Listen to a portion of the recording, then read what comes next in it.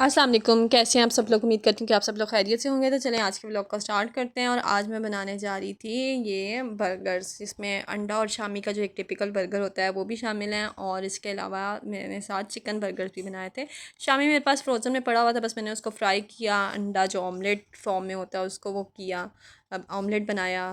Ketchup, mayonnaise, इमली की चटनी और मतलब मीठी चटनी कह लें जैसे, और ग्रीन चटनी जो होती है वो ऐड की। बीच में मैंने अनियन वगैरह कुछ ऐसा ऐड नहीं किया था। इफ्तारी के टाइम पे सम टाइम नहीं मूड होता इस तरह की कोई चीज़ खाने का।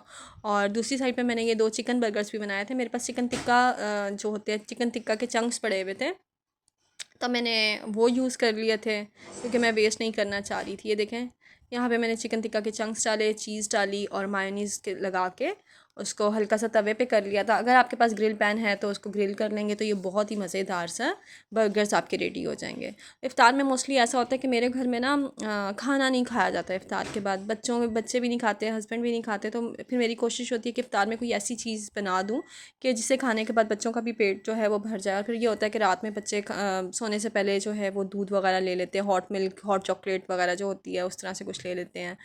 और फिर ये सैरी जो है वो एटलीस्ट फिर वो सही तरीके से कर लेते हैं। एक अच्छा साइज़ का पराठा, साथ अगर ऑमलेट है या फिर अगर कोई सालन है या कबाब सम टाइम उनको बना दिए, तो वो बच्चों की सैरी जो है वो फिर सही से हो जाती है। तो बंदे को फिर तसल्ली भी रहती है कि हाँ, बच्चों ने जो है सैरी में रोज़ा भी रख लिया है और उनको एटलीस्ट दिन में फिर भूख नहीं लगती है।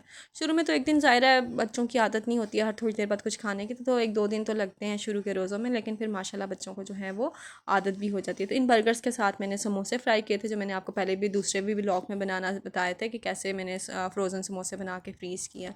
और ये नेक्स्ट डे जो है, ये सैटरडे की नहीं बल्कि फ्राइडे की वीडियो थी। हम लोग गए थे इफ़्तार पे, बुफ़े पे।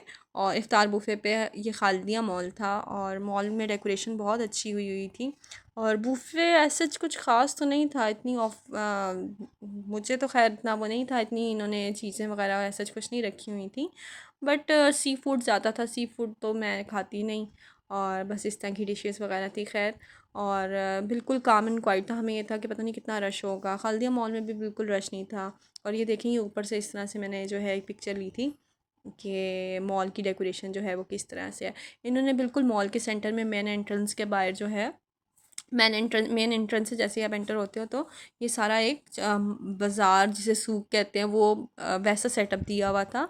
और ये बहुत प्यारा लग रहा था। और ये देखें, हमारे घर में एक नया बिल्ला, बिल्ली तो नहीं कह सकती इसे, ये एक नया बिल्ला आया है। इसका मुंह इतना बड़ा और इसकी फ़र जो है ना, जैसे वो पर्शियन कैट नहीं होती, शायद ये पर्शियन कैट है और किसी की गुमी हुई है या किस तरह से है। और जो बैक डोर है वो विला का वो ओपन था, काम वगैरह हो रहा था विला में, पेंट शेंट के डब्बे आपको नज़र आ रहे होंगे। तो इस चक्कर में ये बिल्ली जो है ना अंदर आ गई और इसमें जो है ना इस घर को अपना ठिकाना बना लिया। तो उम्मीद करती हूँ आपको आज का व्लॉग पसंद आया होगा। तो मिलते हैं नेक्स्ट व्लॉग में, तब तक के लिए अल्लाह हाफ़िज़।